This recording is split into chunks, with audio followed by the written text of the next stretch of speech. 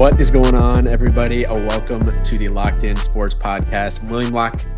Joining me on this fine Monday morning is Luis Barranco. As always, another weekend of baseball is in the books. Luis, how's it going, my friend? Welcome home, my guy. Back to the friendly confines, as they would say at many ballparks. Welcome home. Indeed, thank you. I'm back in Chicago, back in the normal spot for the recording. So hopefully the Wi-Fi is a little bit stronger than we were dealing with last week. Not that the viewers necessarily noticed, but there were some moments we had to chop out and edit because the Wi-Fi was laggy. But yeah, nonetheless, we're back in business this week. Should be back in business for the rest of the season. Although I do have some trips scheduled, but all the episodes should mostly be recorded here in Chicago. So not that anyone really cares. And I know we had some comments on the last video about people wanting us to just get right to baseball, but we like to chop it up for a few minutes before we get into baseball. That's why there's timestamps on this thing. And you can skip ahead if you don't want to hear us chit-chatting at the beginning, but we'll try to keep it a little bit short today, not too long. How's the travel up to O'Hare? I always feel like, for me, the airports that give me the most issues in flying in and out of are the New York airspace and Chicago O'Hare. I always feel like I'm always delayed going in and out of there. Yeah, I was delayed coming out of where I was flying out on the Georgia coast. Now, it wasn't the fault of Atlanta airport. It wasn't the fault of Chicago airport. It was the fault of the plane. There was some issues with the flaps, apparently. They had to bring in a mechanic from like an hour and a half away, the closest city, to drive down to come fix the plane. It was one dude, he fixed it up, but it was about a 2-3 hour delay. I don't know about you. Maybe the listeners can chime in. Whenever there's some type of maintenance like that, I always get a little uneasy in the back of my head. I mean, getting on the plane immediately after, it's one guy.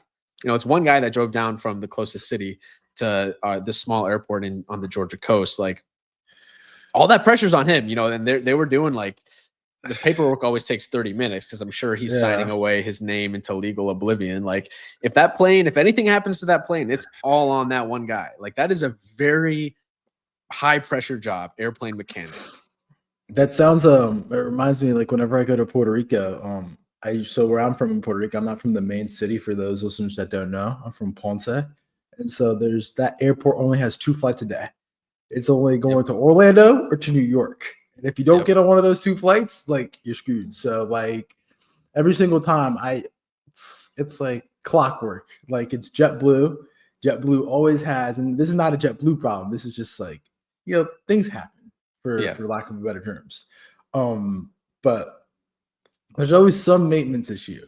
And I'll never forget, one day I was in college, and so,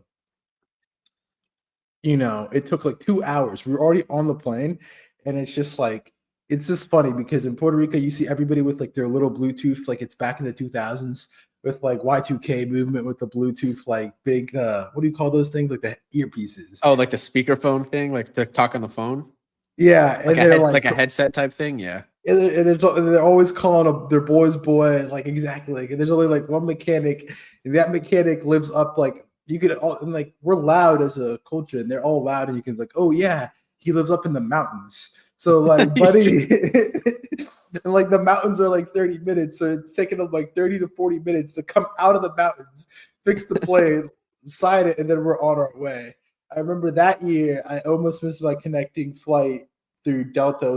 It wasn't connecting, but whatever. But it's just hilarious. But I missed my connecting flight in Atlanta, but was able to. They rebooked me on the next one. I barely made it. I was like the last person on the plane, so still got home in a decent hour. Was able to come, obviously, for this episode right on time. So we're on schedule. I mean, we don't got any travel. Like, you have travel. I don't have any travel till October. I'll give the listeners a little preview. The podcast in October will be right the first weekend of the postseason. It's going to be a late one. Like, Williams already prepared. Like, you know what? It's going to be a late one. I'm going to be on the West Coast for that first weekend of October. So we'll see what happens from now on to October. Who makes it? A lot of storylines. But before we get into storylines, the last thing I want to open with the pod is I was with my friend last Sunday.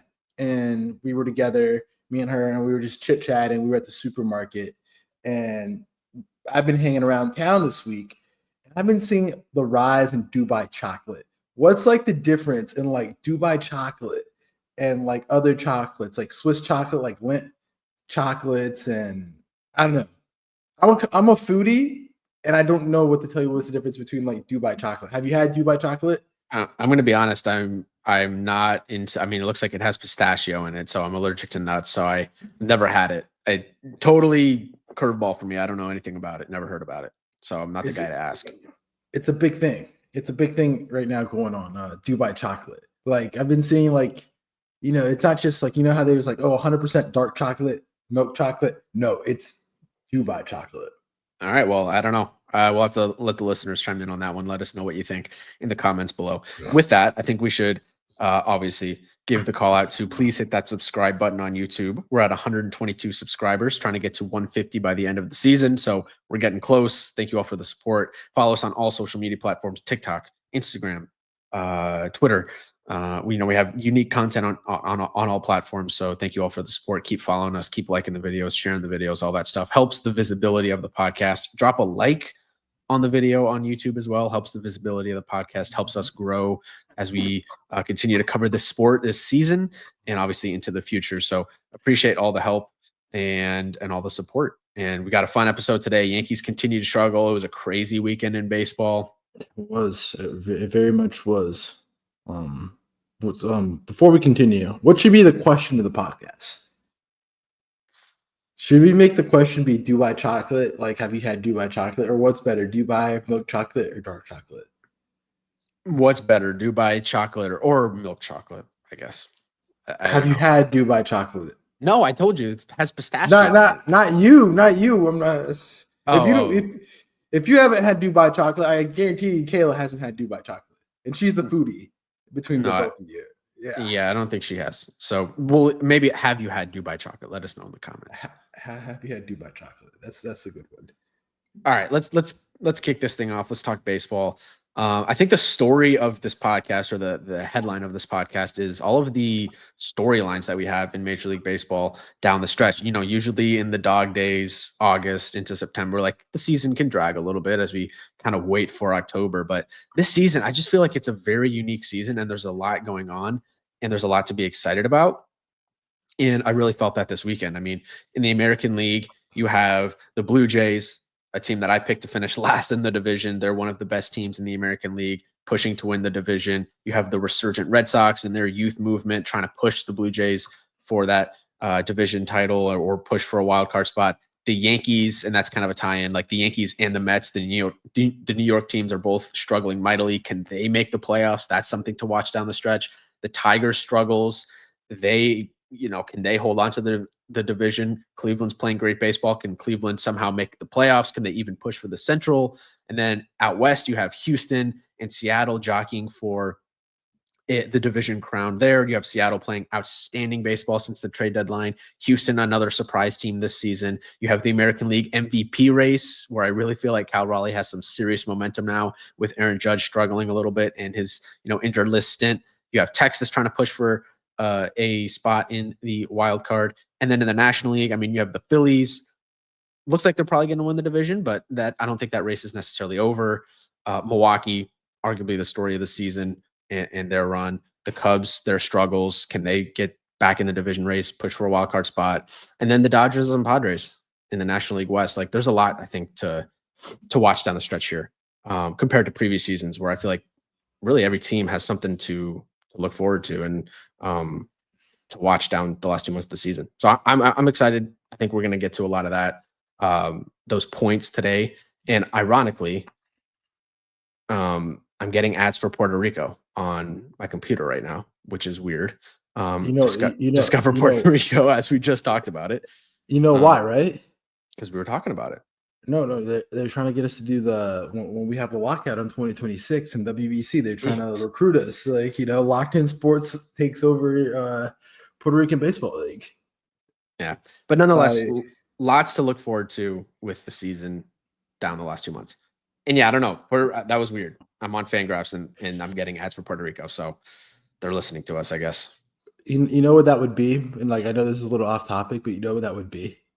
Us to covering Puerto Rico. It'd be like you haven't seen Eastbound and Down, but for the listeners that have seen Eastbound and Down, it would be like season 2 of Eastbound and Down, when Kenny Powers comes out of retirement and he gets offered and he decides to go play in the Mexican baseball league. And like he's just like this guy from like Georgia, a country guy from Georgia, just playing with a bunch of just Latinos down in Mexico. Yeah, I feel like you'd be carrying the podcast there. I feel like that you'd be Kenny Powers, but a much more respectful Kenny Powers. Yeah. Okay. But, that's but regardless, yeah, I mean, this season's quite unique in the sense that, every division, even the bad ones that we called earlier in the year, has a unique storyline, as you mentioned. In the East, you have the Mets free fall to much of our happiness. Your happiness. I don't hate the Mets as much as you, or I wouldn't say hate. I don't dislike the Mets as much as you do. It's just I have my opinions. We'll get into later. Yes. You have that. You have the Marlins in that division as well. The Braves are just terrible. In the Central, you have the hot Brewers. The Cubs now, who were king of the division for the longest, are now 6 games back behind the Brewers.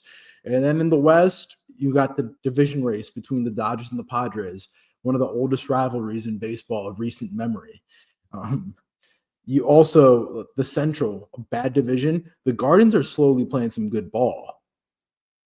So could they make a push, like you said? It all remains to be seen. And in the West, there's 3 teams that I can easily see winning that division right now. Like Texas is 6.5 back, but if they get hot, I totally think Texas is one of those teams you don't want to play at the end of the year. Yeah. So it's all very interesting. I just feel like, and this is I'm gonna pose you this question. Pick what set of teams. Would you take Toronto, Boston, or the Yankees? No bias. Or Houston, Seattle, and Texas? Who do you think would fare better in a playoffs? Like, and you can't just pick one. You have to pick a clump of 3. Yeah, as a group. I honestly think the West. I think those rosters translate better to the playoffs than the East. I think Boston, out of the 3 in the American League East, Boston's probably the best. I don't think Toronto has the pitching that maybe will translate well to the playoffs, but Houston, they're getting some guys back, Christian Javier and Luis Garcia, and they already have Framber and Hunter Brown. And who knows what happens with Jordan and the hand injury. It's a little concerning that he's not really ramping up yet, and it doesn't seem like he's going to come back anytime soon, but I still take Houston over the Yankees. I take all 3 of those teams in the West over the Yankees. Seattle, we know what they have with the pitching, and we'll talk about them later, but the lineup looks great too. And then Texas, they have the pitching as well. Maybe not as much the lineup, but yeah, I think the West, if I had to pick a group, it would be those 3. Yeah, I mean, it was a tough weekend, but we'll get into it. But without further ado, let's get this podcast really, really going. We're going to do the Yankee weekend in review. As we always do on the podcast, we always review the week that was for the New York Yankees with our resident Yankee fan aficionado, Mr. William Locke. The New York Yankees had a nostalgic weekend in which it was a blast for the past, and it was happiness to many fans. But at the same time, with the happiness came a lot of doom and a lot of disgust as how the play of the current alliteration of the New York Yankees, the 2025 Yankees. Friday, Saturday, and Sunday, a 3-game set. Astros won the series 2 out of 3. Astros won on Friday, 5-3 and 10. Saturday, the Yankees won on Old Timers Day, which first Old Timers Day since 2019, with the commemoration of the 2000 World Series team, which I will get into after I finish this recap. And Sunday, the Astros won 7-1. Astros won the series. Nothing new with the Yankees, blowing another weekend series. Bullpen blowing it again. Not much else to say. I think it was very interesting Old Timers Day on Saturday. You got to see a lot of the old faces that used to wear the pinstripes. You saw Jorge Posada come out critical against the current regime and the players. You had Bertie Williams there. Clay Bellinger share a moment with Cody. Clay Bellinger threw out first pitch yesterday. Mariano Rivera tore his Achilles on Saturday. You had Roger Clemens, Paul O'Neill, all of the great faces that made up a great organization in 25 years that has failed to revamp and get with the times, I feel like. Kind of feels like that's what this weekend showed us, that this team fails to get with the times. It fails to adjust and adapt to today's baseball and just an arrogance today. It feels like they're living in the past. Yeah. Obviously, Old Timers Day, whatever. That was great. First time they played the game since 2019. Yeah, Mariano popping his Achilles was really unfortunate. I remember obviously when he tore his ACL fielding batting practice in Kansas City toward the end of his career, was able to recover from that. But man, I don't know. Will they play next year after Mariano going down with the Achilles? Who knows? Well, this was for the 25. This team was historic. You can look it up right. You can look it up right now. How many teams in the majors have gone back to back to back, have three-peated? 98, 99, and 2000. And in 2000, we got all the great stories. And I know you were critical of Yes Network on Saturday for their coverage, and because it was just Andy Pettit, Roger Clemens, and Joe Torre giving out stories. They were talking about how in the 2000s World Series they played the Mets, and they had that George Steinbrenner went in and removed all the furniture and put in the furniture with New York Yankee logo in the clubhouse. Things like that. I don't think we'll see a team that will go back to back to back just today's in this year's baseball. And with so many like iconic Hall of Famers, you had Mariano, you had Derek Jeter, you had Jorge Posada, like just elite players. Yeah, and honestly, that whole run was really close to winning like 6 in a row, because 96 they won, 97 they lost to Cleveland, but could have won that series, very close series.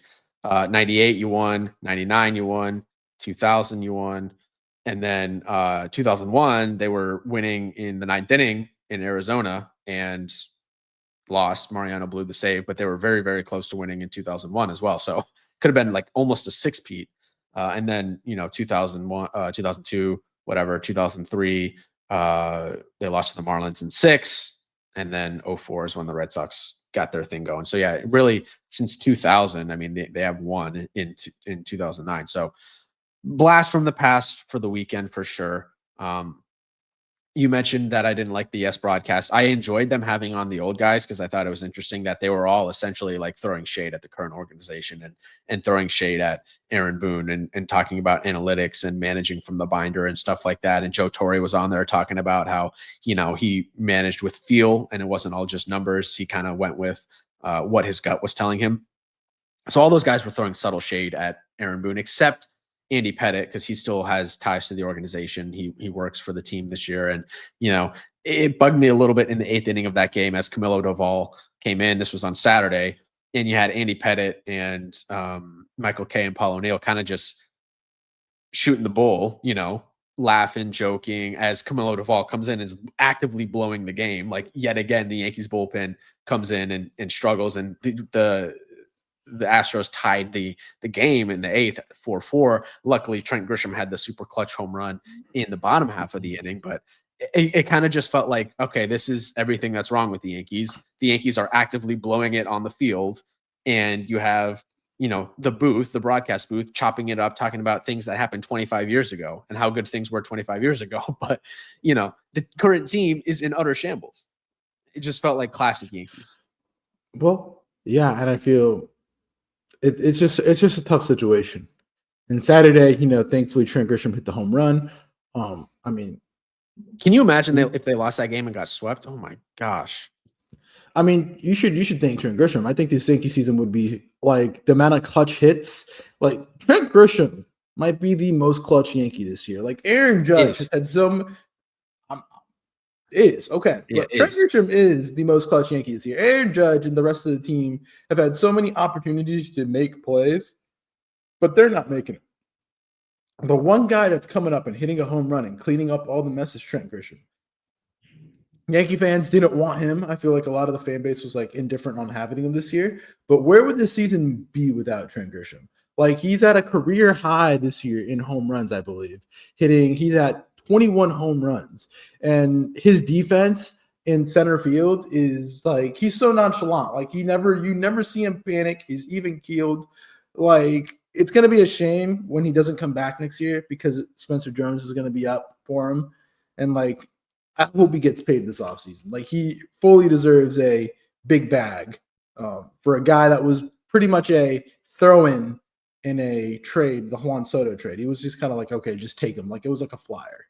And so Yeah, 100%. I mean, career season at the perfect time for Grisham. He's going to get paid. He's only 28, so he's going to get paid as a solid starter in Major League Baseball. It's not going to be a mega contract or anything, but considering where he could have been heading into the season, like he'll get paid. He'll get good money. you don't think it'll be a mega contract? What do you think? What's mega contract? Like 15 mil a year for him, I think probably 20. 5 by 100 minimum. Ooh, 5 by 100. I don't know. He plays great defense, and there's a chance he finishes with 30 home runs. He won't hit 30. He's only 9 away with a month and a half, 2 months left. But there's a lot of rotation because he still struggles against lefties. Like he won't play every single day. I mean, yeah, I don't want to knock the guy. Like he's been really good for them. And I mean, the stats back it up for his clutch gene. He has 4 game tying or go ahead home runs in the 8th inning or later this season, which is tied for first in Major League Baseball with Nick Kurtz, who is incredible as a rookie. Shout out to Bednar, like the Saturday game. He went an inning and 2/3 to pick up the win. Did walk in the game tying run, but that was a Duvall run. In the 8th inning, he's shut it down in the 9th. And then I thought Luis Gil looked pretty solid in his second start, much better than the first start. 5 1/3, 6 hits, 2 earned runs, 1 walk, 7 strikeouts. Gave up the home run, leadoff home run to Jeremy Pena. Would like to see him get that slider further down a little bit. He was leaving the slider up a lot, but I still think he's a guy that can turn into the power arm that the Yankees need, probably more so than Schlittler, obviously this season. So I'm excited about Gil. I mean, we got to talk about the other 2 games because the vibes are still negative coming out of this weekend. Like we talked a lot about the good. We got to get to the bad. And I know where you want to take it from here. It's time to rip off the Band-Aid, boys and girls. Devin Williams needs to be designated for assignment. I'll go ahead and put it out there. Devin Williams has not been great. He's honestly single-handedly lost the week for the Yankees last week. He lost the Tuesday game, he lost the Wednesday game, and he lost the Friday game. It is time for us to have a conversation with Devin Williams. For one, he doesn't seem like he wants to be there. He kind of looks disinterested, disengaged. And I know he may be engaged and he may be like a professional, but it just looks like, you ask him on Yes Network, like, oh, what's going on? And it's like, I don't know. I feel like I'm close, but I'm not close. It seems like the pinstripes are too heavy for him, for one. 2, he's ever since that Pete Alonso home run that he gave up in the NL wild card game against the Mets, he just can't do it. He's a 2-pitch pitcher, is not locating the fastball, and when he's not locating the fastball, you're not going to swing at the airbender changeup. He's given up as much earned runs as he did last year. And honestly, it's time to cut ties. When a guy's not cutting it and, there's no money tied into him next year, for one. So it's not like you're going to have money carrying over to next year. And, he's a guy of status that I kind of feel like you carrying him on the team's going to create a bigger distraction, for one. And 2, it's a disservice to him as a player, putting him at a 6th or a 5th inning mop-up role. That, I mean, I think it's just best that, come September or now that Yankees are like, thank you for your service. We would like you to get some time on a new franchise, rebuild some of your stock up before you hit open market, and just start fresh. But the Yankees would never do that because the Yankees won't want to admit, and they're way too prideful or arrogant of an organization that they won't admit their mistakes. Marcus Stroman is different. That's a whole different boat. But like with Devin Williams, it's time. It's time to be like, hey, this is just not a good relationship. Like on paper, it sounds like it's like your best friend and your best friend and your girlfriend's friend that get along, and it's like they should date. Like they should get together.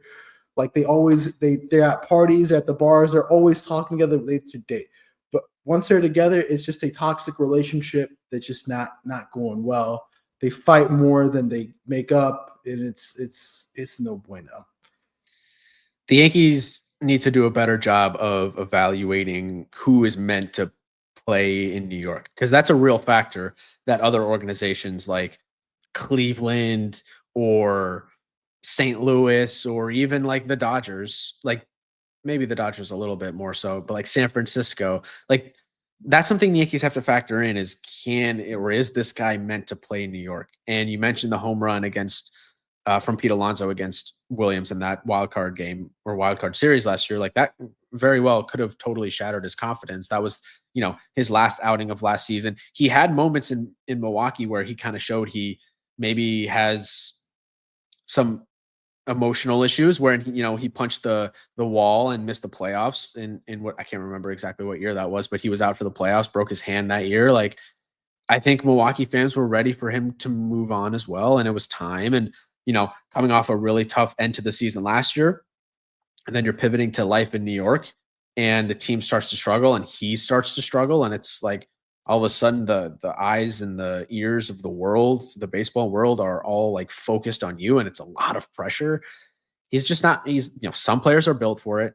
I would say more players are not built for it than players that are built for it. He's not. He's one of those players that's just not built for it. And the only concern I have with the Yankees DFAing him is he goes to Boston, they claim him, or he goes to Houston, they claim him, and all of a sudden he's back to Devin Williams. And then it's like, wow, the Yankees got rid of this guy for nothing, and now he's shoving on a playoff team, a team that the Yankees, maybe if they make the playoffs, are going up against. Then what's the narrative in the media then? Yeah, but who cares about the narrative in the media? The dude's not producing for the Yankees. Again, it falls into the whole boyfriend girlfriend thing. It's like, oh, they could have been so great together, and then the guy goes and dates another girl, and he's great with the other girl. Well, I mean, it just wasn't meant to be. It just wasn't meant to be. Like it just didn't work out. It's definitely not meant to be. I mean, 5.60 ERA on the season, career high. The walk rate is at 10, which is not good. Can't locate the fastball, like you said. Just no confidence. I mean, the fact that Boone went to him in the 10th inning on Friday was just unfathomable to me. Like organizational malpractice. My jaw was on the floor. And of course, Correa, the pitch to Correa was a good pitch. Correa did a good job of hitting it. Changeup perfectly located, lower part of the zone. But the pitch to Trammell that he took out was a hanging changeup right over the heart of the plate. Like I could have taken that one and hit it, not out over the fence, but I could have done some damage with that pitch. You could have came with like 220 out to right center, right? In the gap, right? I'm trying to hit a gap. Yeah, trying to hit a gapper with that pitch. I mean, that was like 85 mile an hour changeup. Any major league player is taking that thing over the fence. Yeah, look, stats show it best. Devin Williams from 2022 to 2024, 141 innings pitched, 26 earned runs. In 2025, he's pitched 44 innings and given up 28 earned. Yeah. He's in his last 5 appearances, 4 2/3, 15.42 ERA, 2 blown saves, 2 losses, and this was before yesterday. He shoved the Astros in the 6th inning. But I mean, here's my thing. Look, you guys want to get on Aaron Boone about putting Devin Williams out and keeping him in the game. I totally think Aaron Boone's not calling the shots. I think Aaron Boone is just trying to. And we had a convo about this, and you and me were getting into heated discussion, guys, off air, over text. That William was like, "But this is not right. Aaron Boone sucks," and I'm like, "Aaron Boone's totally not doing this. This is the front office calling the shots." William infamously, we had this whole conversation about Ollie Marmol about 2 years ago, how I thought he should have been exiled from St. Louis, but William's like, bro, nobody manages anybody anymore. Like the true manager is dying in baseball. Everything is a binder or it's front office making the shots. Do you think Aaron Boone is actually calling the shots for the Yankees? Absolutely not. He's either sending a big middle finger up the front office to Cash and being like, hey, you guys want me to use this pitcher?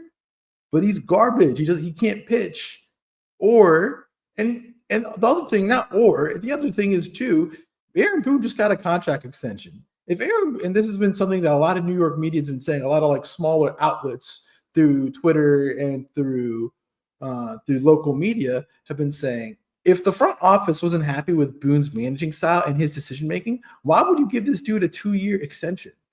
100%. He's going to be the fall guy at the end of the year when they get their crap put in by a team in the playoffs. But do you think they care? And we've had the conversation before. They'll probably just hire another guy similar to Boone, who can be the puppet for the front office. The front office will make all the calls. The manager won't hold the guys accountable. Like, you're right. That manager, the raw manager is dying in baseball, and it's a lot of the front office just calling the shots. So yeah, I agree. I don't think he's necessarily calling any of these shots, any of these decisions. He's not making the lineups. It's the front office that's making the lineups. Someone has to be the fall guy, though, and he's the guy that's the most public figure that fans can point to. Does the front office make that decision? I don't know. I mean, we saw Michael Kay talk on his radio show this week, and he said that he thinks the Yankees think that Aaron Boone is doing a perfectly fine job managing this team. Because it's the front office calling the shots. It's everything from upstairs from the supercomputer, and I think a lot of ex-Yankees have come out. Clint, have you seen Clint Fraser's Twitter account? He's been very active of late. Yeah, I think he wants to start a podcast. I totally think Clint Fraser was saying like, "Oh, it's a supercomputer. It's a model. There's something going on." And I forgot this account, but it's super negative on the Yankees. Made a point that Hal Steinbrenner has not made a single front office hire, like a major front office hire. We're not talking like an advisor, because I know they had Omar Minai, who used to be the GM of the Mets, but he hasn't made a single front office hire in 15 years. Like everybody who's on the front office from the Yankees is from like the 2000s and like 90s. Living in the past. Like I said, they try to live in the past of the dynasty in the late 90s, early 2000s, but the sport and the game is it's totally different than what it was. Yeah. What can you do? I don't know. It's just another frustrating weekend, and it doesn't feel like anything is, getting better. And Boone keeps saying that, this team can go on a run. This team can go on a run. It's right there. And I agree. I think this team can go on a run, but they got to do it at some point. They've been playing some of the worst baseball in the sport since like mid-June. It's go time. It's go time. Like he says, it's always go time. He just looks defeated. Every time he comes on John Boy, and he's coming on John Boy tomorrow or Wednesday. I think it's Wednesdays they do it. He looks so defeated. He's just like out of answers, and it's just like, and you know what wouldn't surprise me? What? That he's still with a job next year, and the fall guy's Matt Blake. Yeah, could see it. Or that the first fall guy is Matt Blake, the pitching coach. I could see it. Yeah, I could see it. Again, they just gave Boone the extension, so do they really want to move on from him? Again, they think he's doing a perfect job managing. I mean, it'll be interesting. I mean, I think the way this is going, Aaron Judge might be one of the greatest Yankees of all time not to win a World Series. Yeah, I mean, the other one that comes to mind is Don Mattingly, but obviously Judge is much. I mean, all the great Yankees of all time have won World Series, and most of them multiple. I saw somebody float Don Mattingly as a manager for the Yankees. I'm like, please no, please no. Like, just don't do it. But enough doom and gloom. I'm gonna give somebody their flowers. Anthony Volpe's been turning on since the All-Star break. For as much flack as we give him at the plate, like he's actually been hitting RBIs, unlike a lot of other people in the lineup. So, Anthony Volpe, you're gonna get some flowers. I understand you're Mr. E6, but I mean, your bats, you're hitting the ball well, you're getting some power.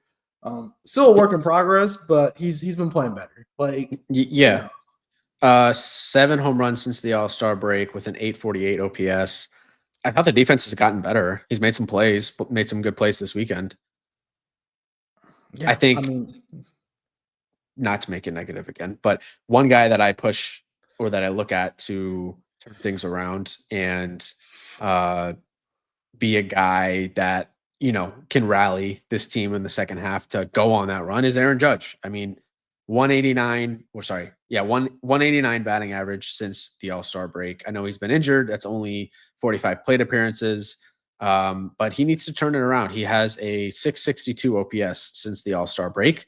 only 2 homers. I feel like Cal Raleigh is working his way into that MVP conversation, could be the favorite right now. And if this team wants to make the playoffs, if this team wants to push to get out of that 3rd wild card spot, I look to Aaron Boone, or I look to Aaron Judge. He's the guy that they pay the big bucks. He's the guy that's the face of Major League Baseball. He's got to do it. He's got to be the leader. He's got to go on a stretch where he hits 10 home runs in a month, 10 plus home runs in a month. He's got to, hit over 300 for a month. Like, the lineup around him has been fine. Bellinger's been good. Grisham's been good. I think Ben Rice is luckily even out, but like, you're looking at Aaron Judge to be that guy. He's got to do it. Yeah, I mean, another guy I want to talk about. I mean, Cody Bellinger's been great, but I mean, look, the Yankees lineup's going to go wherever Aaron Judge is going to go. I mean, Max Fried's dealing with that blister again. I mean, I don't want to put up the white flag. I know you don't want to quit on this team, but it's just like the ceiling is capped. They don't have an ace. Yeah. The lineup goes wherever Aaron Judge goes. I know Cody Bellinger is great, but like the other guys don't step up. Goldie's only a lefty killer. Yep. And I'm just honestly at the point, just roll out Ben Rice every day. He's the only dude that I think right now other than like Judge, that gets it at this point. Yeah, he's been getting starts. He's been playing a lot.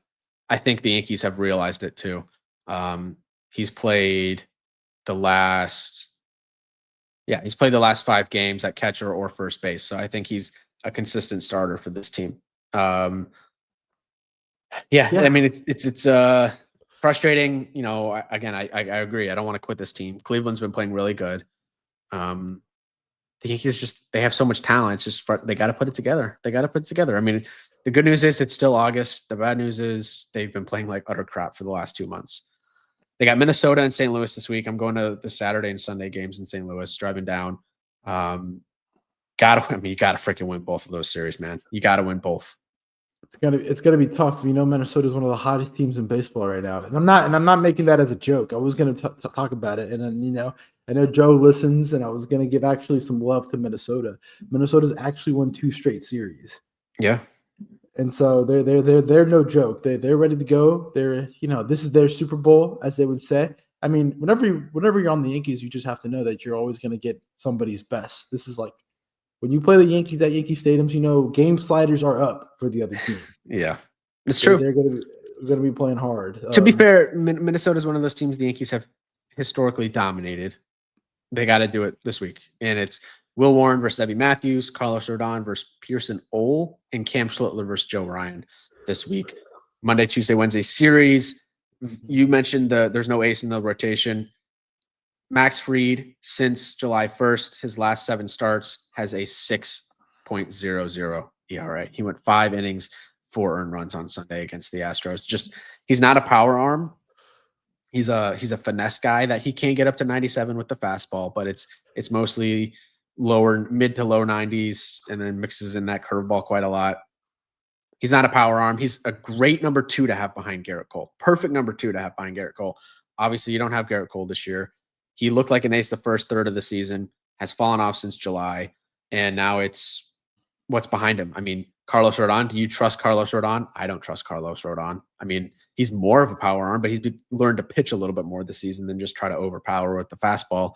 Heel can be the power arm. Is he an ace?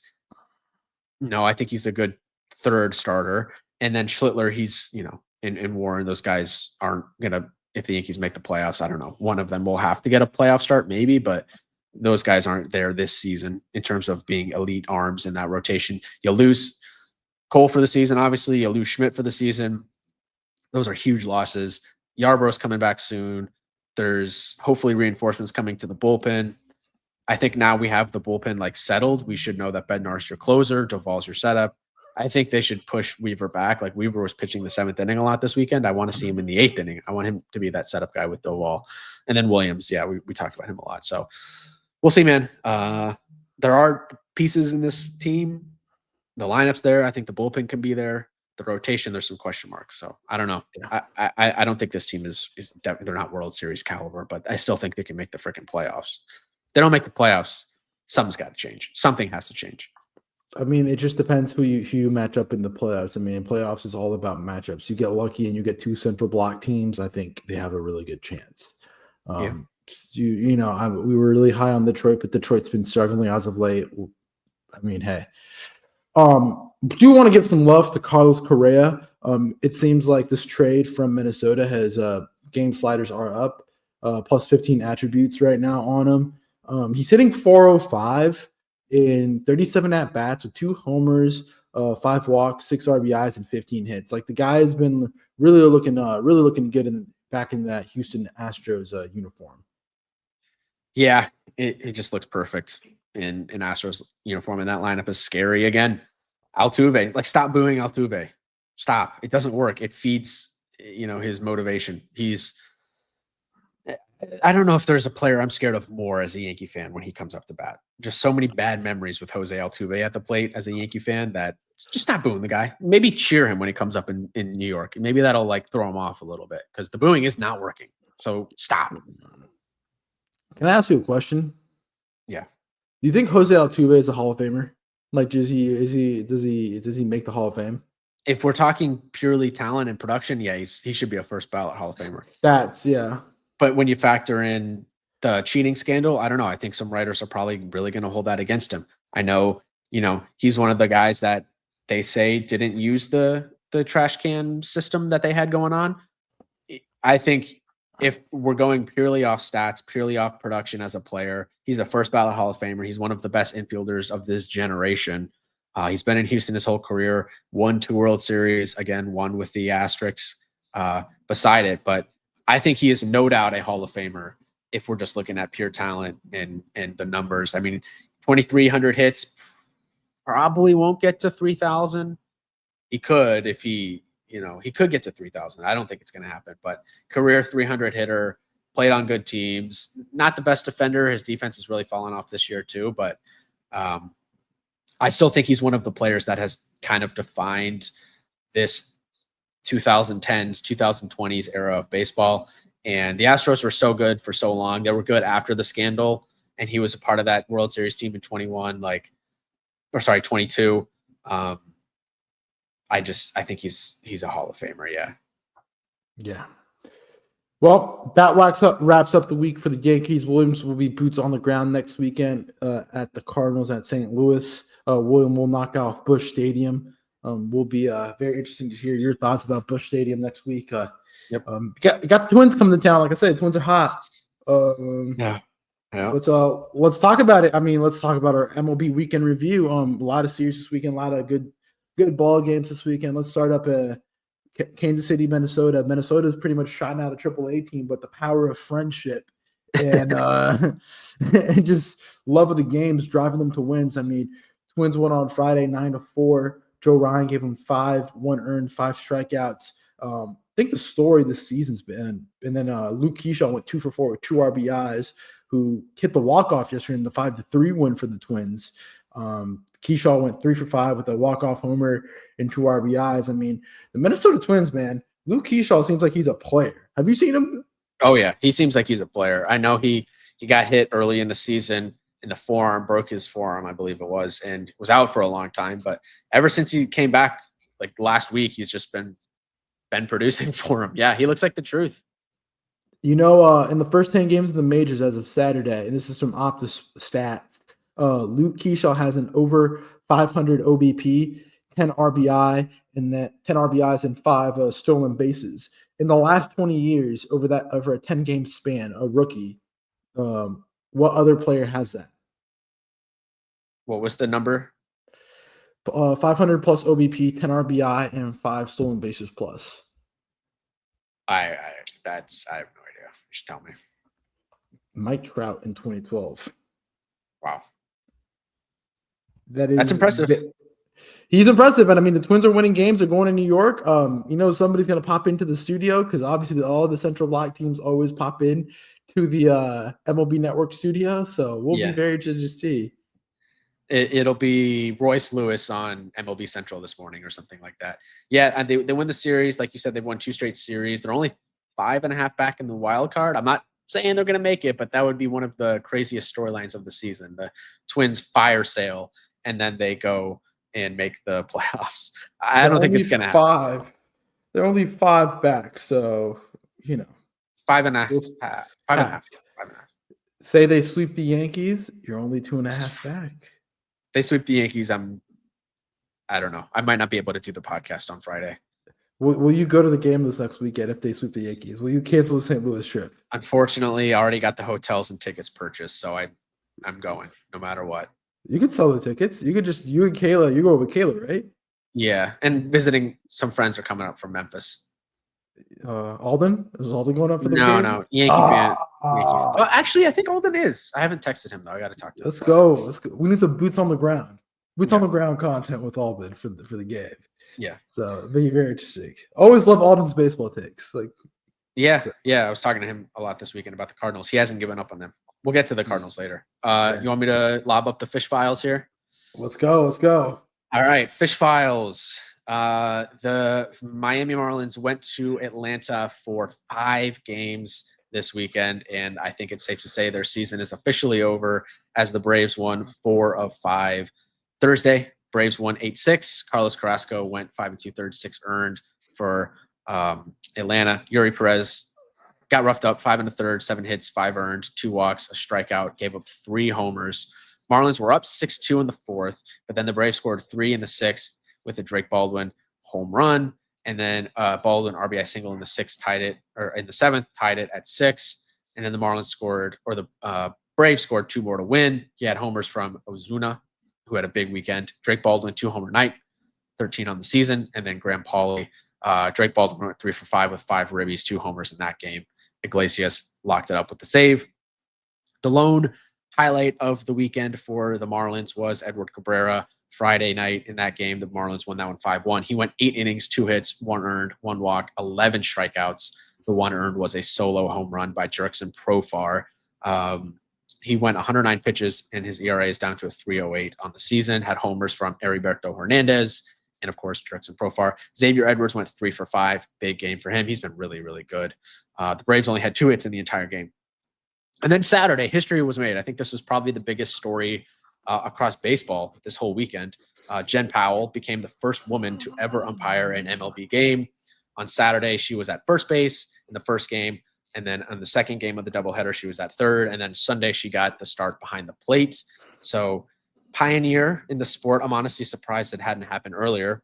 But still a great, great moment for Jen Powell herself. She was very excited. A lot of great signs in the stands supporting her. And hopefully inspiring next generation of young women to become umpires in baseball. She's a pioneer. All of her gear from, I think it was the first Saturday game, was sent to the Hall of Fame. So congrats to her. I don't know if she's going to continue on, or if I think it's like a trial run for her in the major leagues. And then this happens with all umpires, obviously. Like, they get a trial run in the majors, they get graded. She might get sent back down to AAA, or I don't know, she might stay up. But either way, really cool moment on Saturday. Biggest storyline from the series. I think biggest storyline from baseball this weekend, honestly. The Braves did win that game 7-1. Hurston Waldrop, really good start. 6 innings, 1 earned. Ryan Gusto gave up 3 earned in 6 innings in his debut for the Marlins. He had a crazy catch by Jurickson Profar, robbed the homer in left field there from Agustin Ramirez. Could have been the catch of the season. I don't think it was. It was close. It's a contender. And then Braves won game 2, 8-6. Sandy Alcantara roughed up again, 5 innings, 5 earned.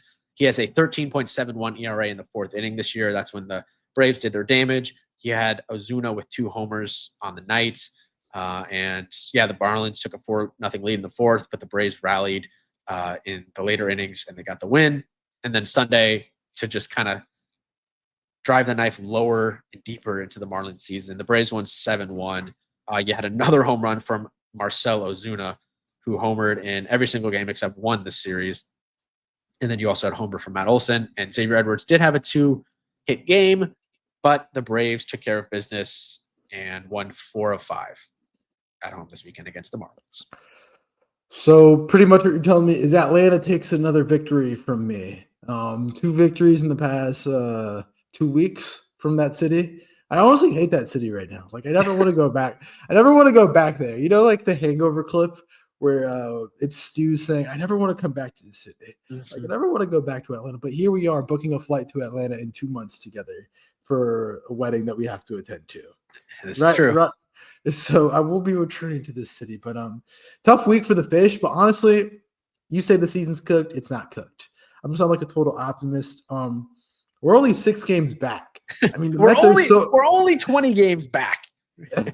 The Mets are so bad that the door is wide open. We still have 3 at the end of the year versus the Mets. We play the Guardians this week. I mean, you'll be rooting for us this week. I mean, the power of you, because Guardians. We got the Guardians, the Red Sox, and the Cardinals and Blue Jays. I think tough schedule, but I think we got a chance. Hopefully Sandy can bounce back in the form and can think like, hey, I'm going to get traded again.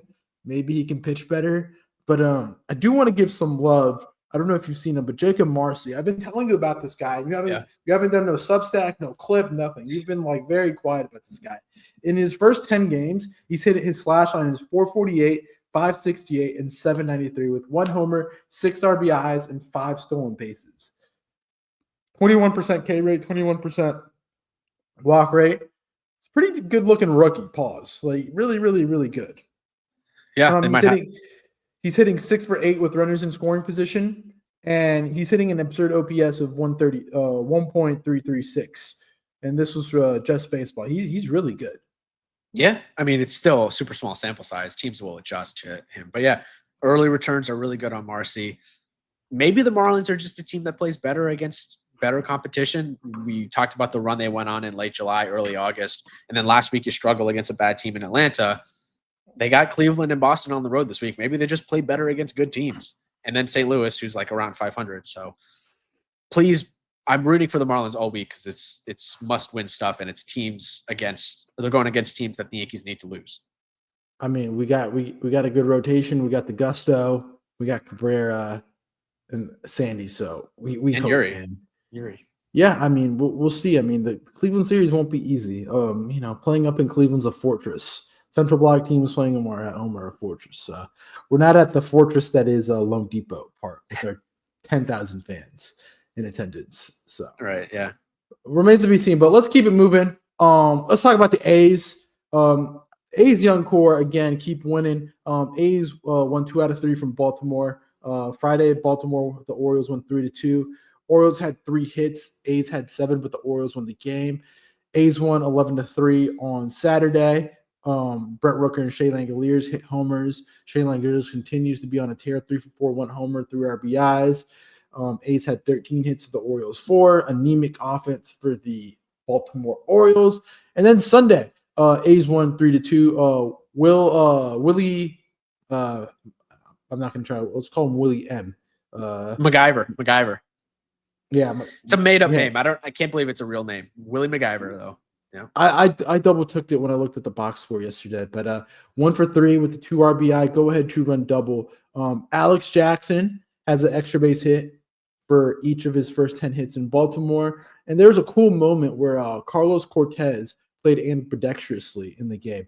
He started out playing right field left-handed, and then he switched and played third base right-handed. So the actual glove swap happened. Shea Langoliers is crushing it. In August, he's hitting 400 with a 1.280 OPS with 5 bombs. He's been really good, and I can't quit the A's this season. They're not going to make the playoffs. I mean, they're well out of it. They're 14 games under, 10 games back in the wild card. I mean, crazier things have happened, but it would take a miracle. Either way, they've been playing good baseball of late. They swept Houston, then they won 2 or 3 against Seattle, lost the Arizona series, but won both series last week. Taking care of business of the DMV area teams, Washington and Baltimore, both on the road. They won 2 out of 3 in each of those series. And now they go Tampa Bay, Angels, Twins for the next 3 series. Those are 3 winnable series for them. The offense is damn good. Like, they have a really, really good offense. We talked about, the young guys that they have. Statistically, though, on offensively this season, they're 6th in batting average, 6th in home runs, and 11th in runs. So for a team that's one of the worst record-wise in the big leagues, there are some positives. Obviously, you had Luis Severino landing on the injured list this week with a strained oblique. I would think that means he's probably out for the season. You had Luis Morales make his MLB debut on the mound, starting, that is, over the weekend on Sunday. Jacob Lopez has been very good for them of late. He's been locked down. Jeff Springs has had some good starts lately. Like, there's actually some talent there in the rotation. I'll be curious to see if they can finish out the season with a bang and maybe, against all odds, make a run at this third wildcard spot. It's only, I say only, it's 10 games. It's a lot. The schedule is somewhat favorable. The offense is there. It's just a question of the pitching. Can it be more consistent? That's the question. Let's go talk about the Cincinnati Reds. I mean, the Reds and Pirates split a series.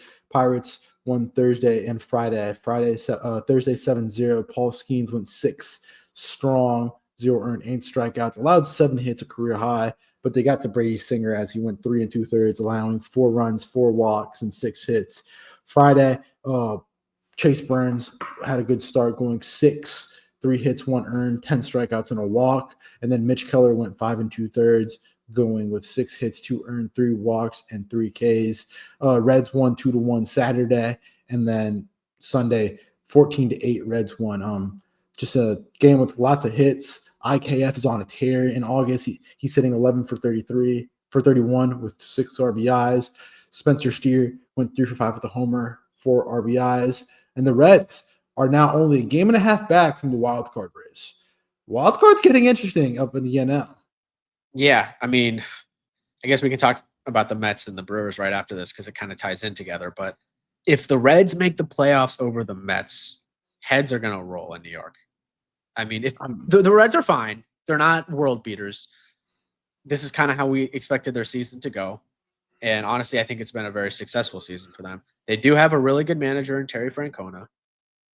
Could really help them push down the stretch for a wild card spot. Nick Martinez, really good start on Saturday, 7 innings, 1 earned.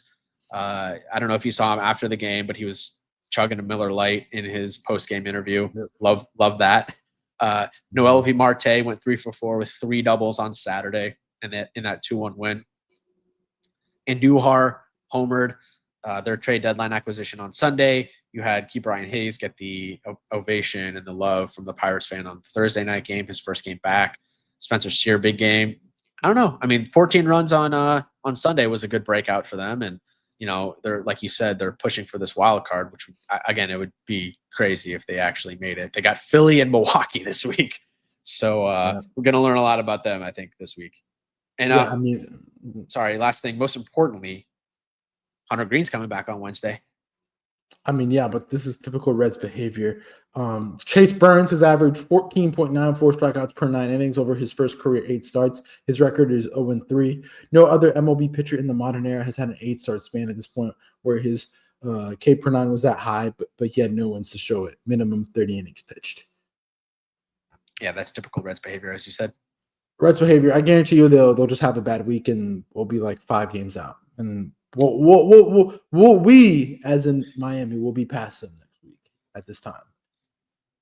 You think Miami's going to make up 4.5 games this week on the Reds? They have the Reds have the Brewers and the Phillies. I know. It's tough. Hunter Green versus Chris Sanchez on Wednesday will be a great pitching matchup. Yep. Guarantee you the Reds will lose that one. But let's keep it moving. Guardians had 1 2 out of 3 versus the White Sox. Guardians had a 5-game winning streak that got snapped on Sunday. Guardians won Friday 9-5, and they won Saturday 3-1. The Pen went hitless 3 1/3 on Saturday, and then on Friday, Carlos Santana went 2 for 4 with 4 RBIs.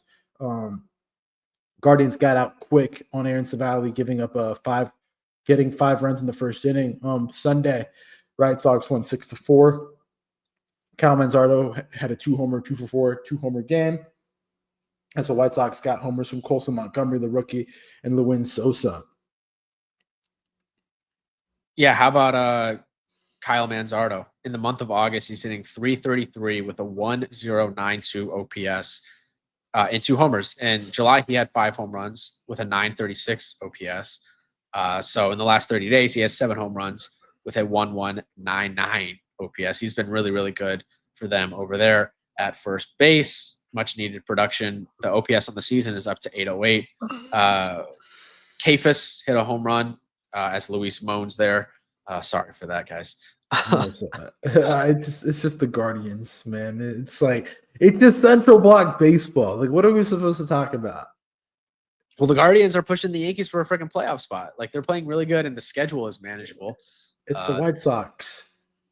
I know, but they're winning series. Do you Okay. trust the Yankees to win a series against the White Sox right now? I don't trust the Yankees to win a series against anybody. Good teams win series. Great teams sweep. Yeah, that's the mood. That's the mood with the teams.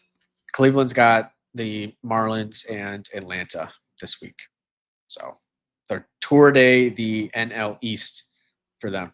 Their bullpen 6th in ERA on the season. Yeah, I mean, well ran organization. But let's talk about the real baseball that happened this weekend. Let's talk about the New York Mets getting swept. Let's give it a round of applause. New York Mets got swept. Brewers won Friday 3-2. Braden Woodruff went 7 strong. Should be an NL Cy Young candidate. You know, he only has 10 starts. Not enough starts. Not enough starts. I mean, Kodai Senga is a Cy Young candidate, but he, no, he's not. Mets. Yeah, well, hey, New York media, they told me he is. He went 4 1/3, 1 earned, 2 strikeouts. Senga had a fielding error in the 5th, gave up a 2-run blast to Bryce Terang.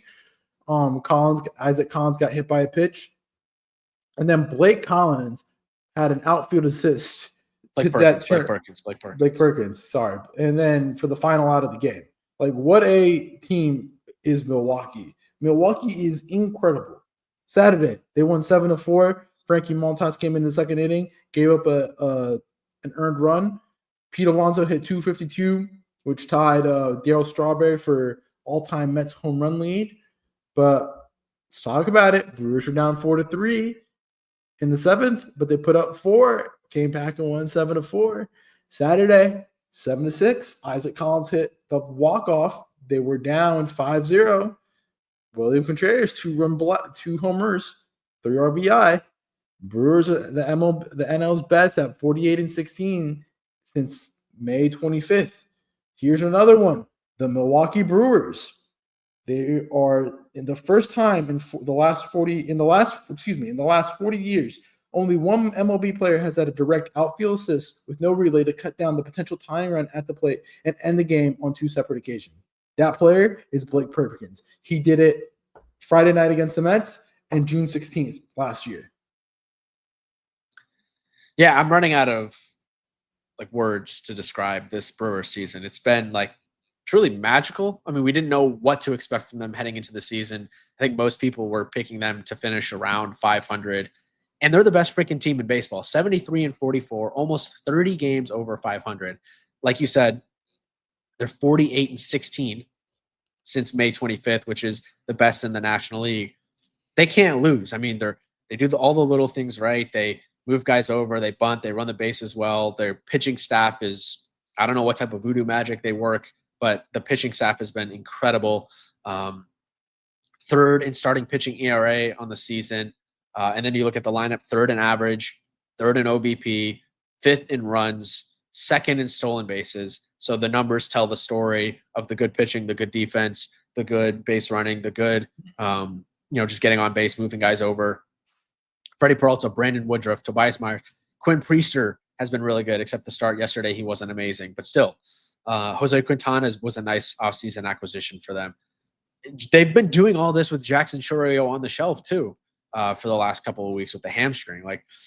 And then you had, the crazy floods, which obviously hope everyone's okay in Milwaukee. They had really bad flooding and rain over the weekend. Outside the stadium, there was a lot of flooding. It didn't seem like they were going to be able to play the game on Sunday. They decided to play the game on Sunday. The place was still absolutely packed, and they're down 5-0, and they come back to win. It's incredible. One of the best stories in recent memory, honestly, what the Brewers are doing this season. But they have had good teams in the past that haven't gotten it done in the playoffs. This is all great and lovely for the Brewers. I think this is just ramping up the pressure for the team and for the fan base for the playoffs, because now there's a target on them, and they haven't done it in the past. Can they do it this year? I hope so, for the Brewers fans' sake. I hope they can win a series. But there's pressure there now, and we'll see how they finish out the season. I think they'll win the division pretty handedly, but they got to get it done in the playoffs.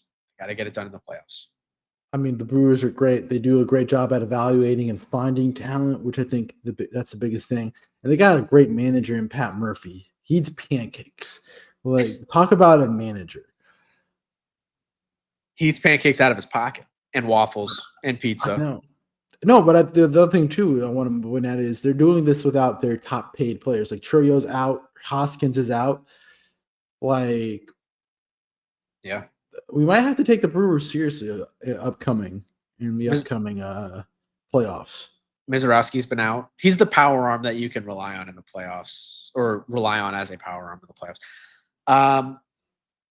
Would I take them? Would I take them over a playoff series, over the Dodgers in a playoff series? No. Would I take them over the Phillies in a playoff series? No.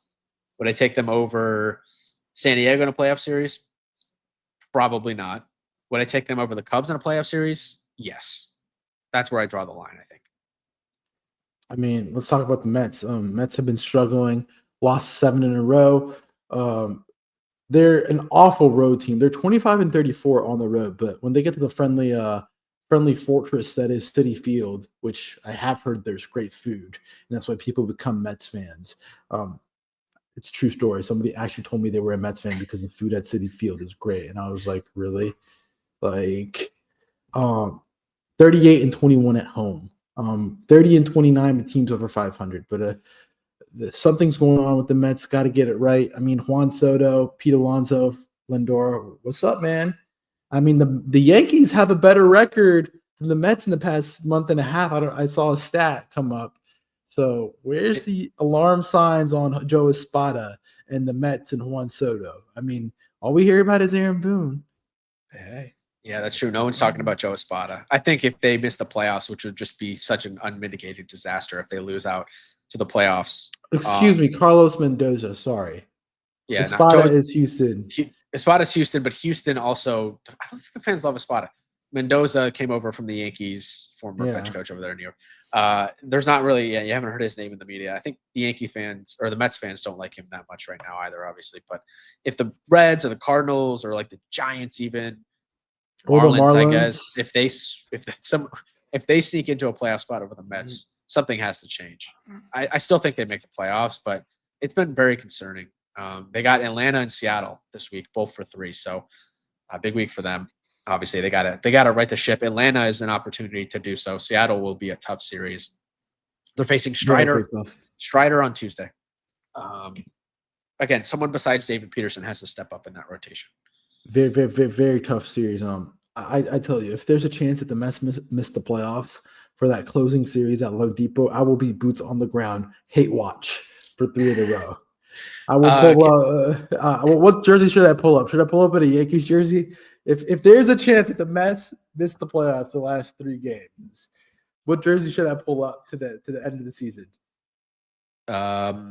Yeah, you got a Judge jersey or something? Yankee jersey for sure. I would pull up Judge. No name. You know what? And this is gonna couple on my pet peeve. You know what I hate? I hate the Yankee jerseys that they sell with names on the back. I'm like, no. Like that's such a pet peeve. Like, no, Yankee jerseys have no number on the back. And I have one with the number on with the name on the back with Judge, but it's because the ones without are like the player ones that they wear, and they're like $450. I can't justify spending that much on a jersey. It's just too expensive. Yeah. Can I say the Juan Soto contract is going to age like absolute milk? It is. It is. I mean, look, the numbers are way down from where he was last year in New York. Way down. They're way down from where they were last year in New York. There's no denying it. And sure, the Savant page looks pretty, but he's a right fielder and -8 outs above average in right field. He's one of the worst defensive outfielders. He's going to move to DH soon. Like he's a liability in right field. And then at that point, you're paying a DH $60 million a year, damn near $800 million over the lifetime of this contract. He's paid through 2039. And if he's not producing at an MVP level at the plate, which right now he has an 876 OPS with 28 home runs, it's good production, but it's not where he was in New York last year with the Yankees. Like this could go down as one of the worst contracts in baseball history. If he continues to produce at the level he is at right now. Again, I think he'll probably improve. but that deal could, and again, maybe it doesn't matter for the Mets because it's Steve Cohen. He's got endless money. They're probably going to go out and get another dude on a mega contract, but there's a lot of pressure on them to surround him with talent over the lifetime of that deal. And right now in the field, he's just a major negative. At the plate, he's been good, but it's not a classic Juan Soto. On the season, he's been good. Of late, he's really been struggling. I think the numbers have been boosted by the June that he had. It's not a good season for him overall compared to the rest of his career. And I think there's major concerns about the contract. I do. Yeah. Big thing to point out here is Brewers have the best run differential in the majors right now at 132. Yeah. So I mean, that was a great series. Great series. Good ball clubs, the Milwaukee Brewers. Let's keep it moving. There's a couple series we got to touch on before we get out of here. Let's touch on these quickly. Just some background series, I'd like to call them. Colorado, Arizona, Diamondbacks sweep, winning 6-1 on Friday. Zach Allen wins 6 strong, 1 earned, 6 strikeouts. Saturday, 6-5. Lourdes Gurriel walk-off double in the 9th, and then the Diamondbacks won Sunday 13-6. Ketel Marte went 2 for 4, 3 RBIs, and Adrian Del Castillo 3 for 5, 1 homer, 3 RBIs. That's that one. And then you have the Giants and Nationals. Nationals got back on track. Nationals have been the team that have been getting belt-assed for the past couple weeks. Finally got it together. Giants won on Friday 5-0. Devers hit up a homer. Nationals only got 4 hits, but then the Nationals on Saturday got a big James Wood home run, who hadn't hit a homer since July the 9th. And then they're winning 4-2. And then they won Sunday 8-0. James Wood again, 2 for 5, 4 RBIs. CJ Abrams, 2 for 5, 1 homer, 2 RBI. Kenzie Gore was elite. 6 innings pitched, 1 walk, 10 strikeouts. The bullpen for the Nationals allowed no hits. Only 3 hits were given up to the Giants as they won. As the Nationals won 8-0. And then Verlander became the 10th pitcher in Major League history. They hit 3,500 strikeouts. Any thoughts on those 2 series?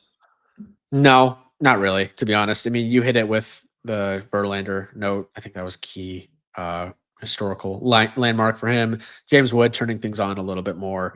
And then in Colorado, I guess the White Sox had 41 wins last year, I think it was, and now you have Colorado at 30. So I think Colorado will probably just sneak by and won't have the worst record of all time, but it's something to watch down the stretch if they can finish with the worst record ever. Something to watch out for. Let's keep it moving. Angels at Tigers. Tigers took 2 out of 3. Andrews Tigers got the win on Friday and Sunday. Friday, they won 6-5. Tariq Skubal went 4 2/3, 4 earned, 6 strikeouts. Riley Green had a really nice diving catch at left. Matt Verling had a massive 3-run shot in the 8th, giving the Tigers a lead, going 6-5 off of Reed Detmers. Finnegan got the save. Bierling, I believe, if you can double check me on this, went on the IL yesterday. So, yeah, that's a loss for the Tigers. And then Sunday, they won 9-5. Casey Mize went 5 strong, 2 earned, 2 walks, 5 strikeouts. Kerry Carpenter, 2 for 4, 1 homer, 4 RBI. Career high 21st home run for the season. He's hitting 361 and 13 RBI since July 27th. Riley Green went 2 for 5 and a homer, 3 RBIs. And Nolan Shaniel went 2 for 5, 1 homer, and 2 RBIs. Saturday, the Angels won 7-4. Charlie Morton at one point struck out 7, but he gave up 6. Taylor Ward, 3 for 4, 1 homer, 3 RBIs. His homer gave a 6-4 lead. Kenley Jansen saved 21. Thoughts? Much needed series win for Detroit. Carpenter, big home run on Sunday. And I feel like having him back in the lineup is going to be huge for the Tigers now that he's fully healthy. Adds a much needed left-handed bat and just adds some much needed versatility, I think, to that lineup. They have an easy week, 3 in Chicago against the White Sox, 4 in Minnesota against the Twins. So look for them to kind of bounce back, get right, continue to get right. That was a good series win for them. And Skubal, not the best start on Friday, but he's got a good chance to bounce back on Thursday against the Twins. So I look for the Tigers to kind of get things back on track this week. I mean, Scooble's in a tight hunt with Garrett Crochet for the Cy Young. I think if Boston wins the division, I think Crochet should win the Cy Young, and they'll be coming out soon with our power rankings for the AL and NL Cy Young and awards. Perfect segue into this weekend for Boston. Boston went out to San Diego when they had a tough weekend. They won Friday 10-2. Walker Buehler had 6 strong, 4 hits, 0 were earned, 4 strikeouts. Pivetta, not so great, giving up 5 in 6 innings. Masataka Yoshida gave up a home run, and Willie Abreu with another home run. Michael King came back off the IL on Saturday. 2 innings pitched, 2 earned, 1 strikeout, and 57 pitches. Ranger Suarez blew the save off a ground rule Roman Anthony double, which tied it up 4. But Ramon Laureano came and saved the game, walking it off in the 10th. Just swung at it. Boom. He said in the post-game interview that he doesn't know the signs, so it could have been a bunt, but he just swung away and hit the walk-off. It was funny. That's hilarious. I mean, that's a big thing in trade deadline. People don't know signs, don't know the rules, but hey, just go out there and produce. Sunday, the Padres won 6-2. Dylan Cease is slowly rebounding. Right when it's paycheck time. I think Boris is Birdman hand rub his hands right now. He went 6 strong, 1 earned, 7 strikeouts, and 2 walks. Rays went 2 for 4, 2 RBIs, and Fernando Tatis 2 for 3, 1 RBI. Padres are now only 2 games back from the Dodgers. Yeah, it's close, and they play each other this week. It's I think over the weekend.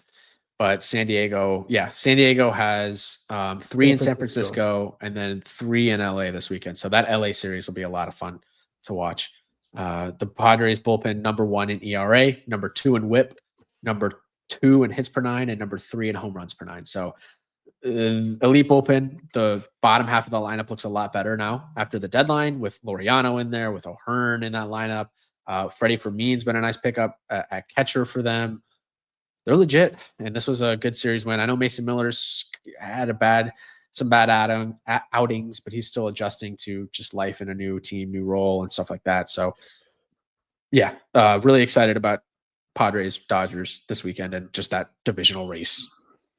Hey, Northern California and Southern California is a huge geographical change, huge time change, geographical change. There's no time change. It's sarcasm. Oh! Sorry. No, I mean it is a little different. The weather is definitely different, but whatever. Okay, yeah. Well, I thought you spoke fluent sarcasm, but of course you don't. Toronto went out to LA. The Canadians went out to LA to Hollywood. They let me down. Of course, Canada lets me down. Dodgers won 2-3, 2 out of 3. Dodgers won 5-1 on Friday. Scherzer was outdueled by Clayton Kershaw. Ohtani went 3 for 5 with 2 runs, double. Mookie Betts had a 2-run blast in the 5th, which was the difference in giving the Dodgers the lead 2-1. Saturday, Blake Snell went up on the bump, 9-1 win for the Dodgers, going 5 strong, 0 earned, 10 strikeouts, and 90 pitches. Chris Bassett was only 4 2/3, 3 earned, 2 strikeouts and 2 walks. Ohtani hit homer 40, which gives him his 3rd straight 40 homer season.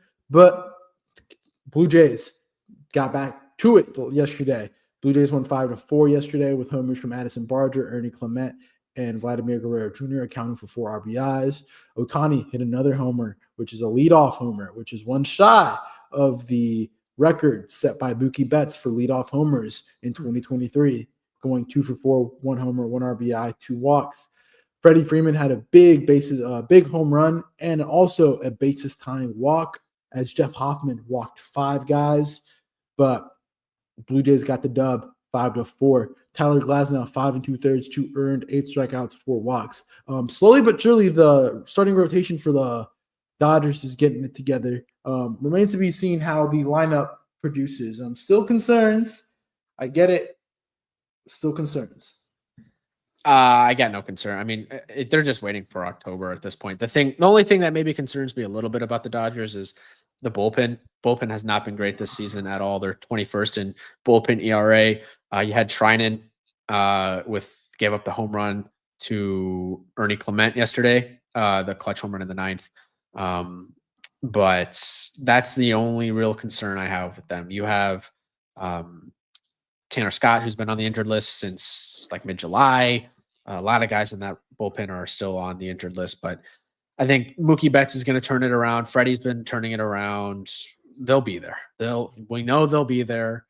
It's just a matter of what they do in October this season for them. Yeah. Let's go up to Seattle and talk about the Seattle-Tampa series. I mean, Mariners won 3-2 on Friday. They won Saturday 7-4 and 6-3 on Sunday. On Friday, Luis Castillo went 7 strong, 2 earned, 5 strikeouts. Cal Raleigh, 3-run homer, gave up in the 8th, gave the Mariners the 3-2 lead, and he's really good. It came off Griffin Jacks, who pointed at the sky like a fly ball, but it was a 400-foot homer. Munoz was unavailable on Friday. Matt Brash got the save. Then Saturday, they won 7-4 on Ichiro retirement ceremony night. J-Rod hit 2 homers. Riley hit homer 44. What a weekend it was for Cal Raleigh. He hit another homer yesterday.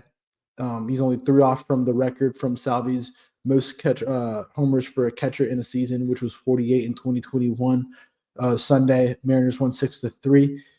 Brian Wu, 6 innings strong, 3 earned, 9 strikeouts, 1 walks. Wu has gone 6 innings plus in all 23 of his starts this season, which is the longest streak to begin a season since Clayton Kershaw in 2019. HSK, Hai Song Kim went 2 for 3, 1 homer, 2 RBIs, 7 straight wins for Seattle. I mean, what a weekend it was for the Mariners. Very hot team up in the Pacific Northwest. Yeah, the vibes could not be better on the Mariners right now. And honestly, they're one of the teams to watch down the stretch as they push the Astros for that division. I think they'll be jockeying each other for the rest of the season. And the vibes couldn't be better in Seattle. I mean, you have what I think they had the perfect trade deadline in getting exactly what they needed, corner infielders.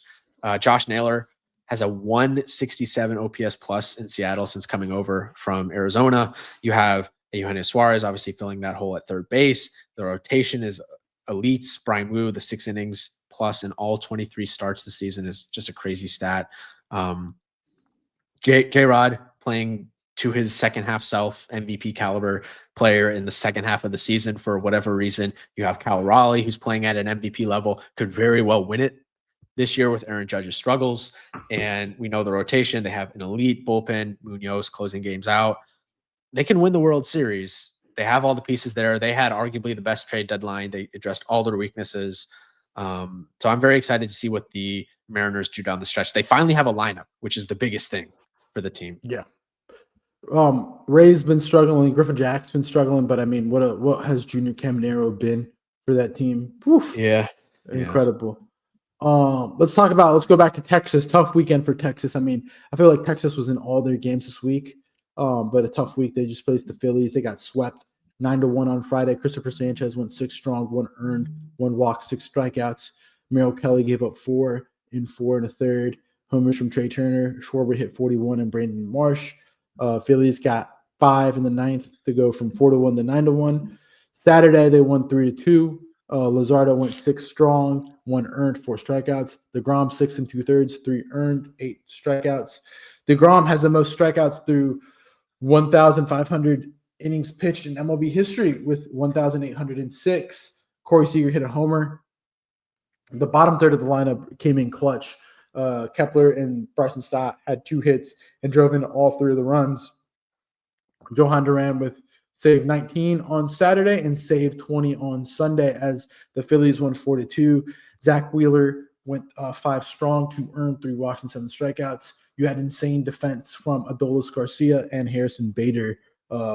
Harrison Bader robbing Corey Seager from a home run. It's been the season of the home run robberies. I feel like there's a great home run robbery every single day, damn near, in this sport.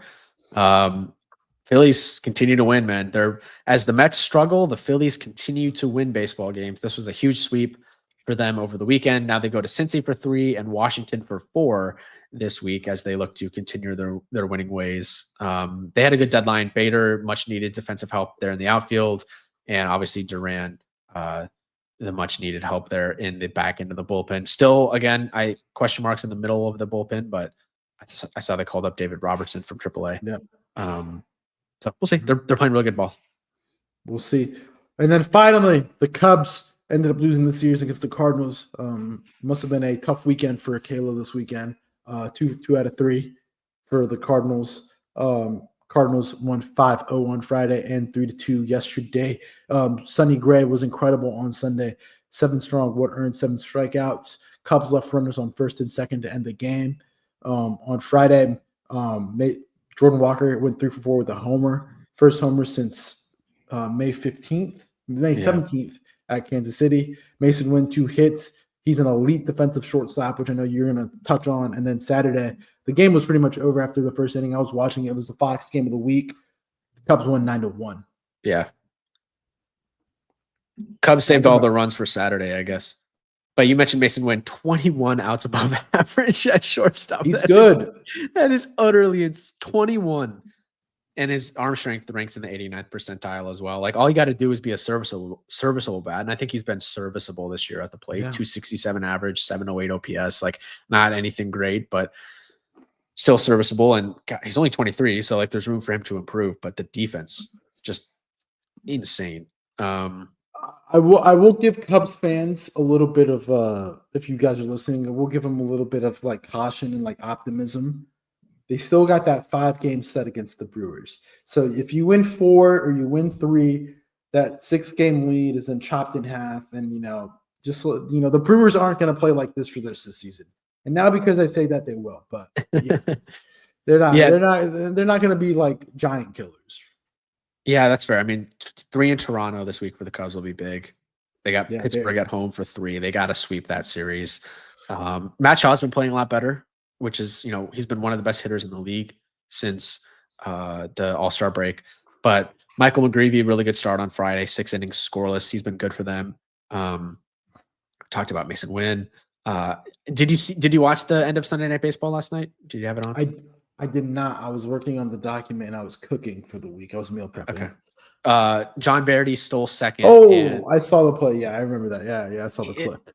It looked like he was safe. I mean, they said his arm or his hand popped off, which is another reason I don't love the sliding mitts. One is okay, but it was part of the reason it popped off the base. I get it. It gives you maybe a little bit more extension, makes your hand a little bit longer, and obviously it's there for protection. But the guys that wear 2 sliding mitts is like, all right, we don't need 2. And I do think it is like somewhat of a disadvantage when you're sliding head first. And there's been so many more guys now. Maybe teams are teaching it to slide head first. I feel like it's taking over the sport, but hand will pop off, and maybe Birdie's hand popped off a little bit. I couldn't tell. He definitely beat the throw. He beat the tag. It wasn't enough evidence to overturn the call, but not a huge fan of the sliding mitts. The double sliding mitts I don't love. I get it, but it's not my thing. I think there are very real situations where the hand can just pop off, and that hurt the Cubs on Sunday. They lose the game. Of course, Horner and Swanson come up next and get singles that would have tied the game.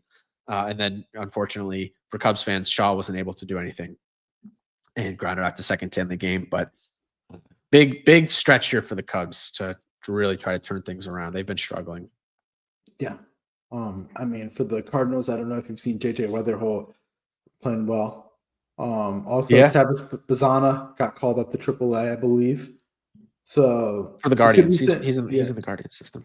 Yeah, we could be seeing some of that class come up soon in September. Next coming weeks. Maybe Spencer Jones. Probably not. Cardinals are a game over 500.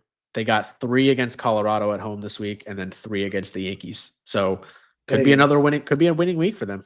If they take 2 from the Yankees and they sweep Colorado, that's 5. They could be in that mix for the wild card. Yeah, Alden, I was talking to him. He said he's not giving up yet. They're 3.5 back with a negative 18 run differential, but Mets struggling. They could sneak their way in there. It's going to be tough in the National League because Cubs, Padres are probably locks to make the playoffs. I feel better about the Padres, honestly, than the Cubs right now. The Mets, I still just can't see them entirely missing the playoffs.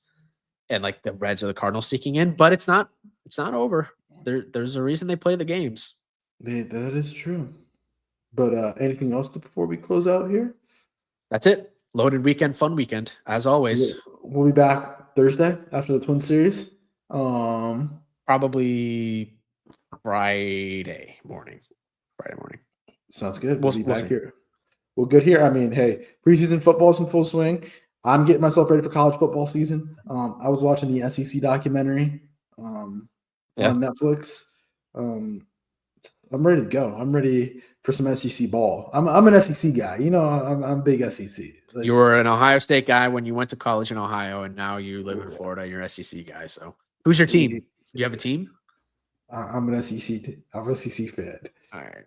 I get you root for Miami. I mean, well, because I live here, but I mean, Clemson's going to win the ACC. Oh yeah, they should. Yeah, we got Carson Beck at quarterback. We got Sid the Sloth running the show. Jesus. All right, but we'll see what happens. We'll close it out on that one. Maybe we do impromptu. We get Joe to talk some Twins baseball this week. Maybe, who knows? If the Twins win the series, Joe has an open invitation. If he's listening, text us. Let's make a bet. If Joe's listening, if the Twins beat the Yankees series this week, it's me and Joe doing the podcast for baseball on Thursday.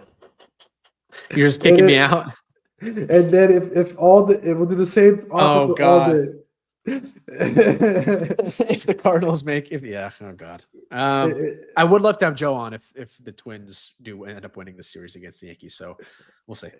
And the Cardinals too. What are we talking about? The Cardinals, yeah. That's true. Well, Alden. Instead of the fish piles, what would it be? It'd be the Twins. I don't know. We'll have to think about it. Twins. I don't know. I can't think of one off the top of my head.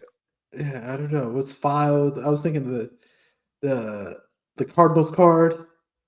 Something. Cardinals, something. We'll figure it out. But make sure you follow us on YouTube for one. Make sure you follow us on YouTube. Hit that button, subscribe button. Follow us on X, Twitter. Hit that follow. Exclusive content on TikTok and on Instagram. So make sure you follow us on both of those platforms. And then William has a Substack article coming soon. Right. Yeah, exactly. All right. Well, that's it. That's all we got. Hope you guys enjoyed. Long one, fun one. Luis, thanks as always.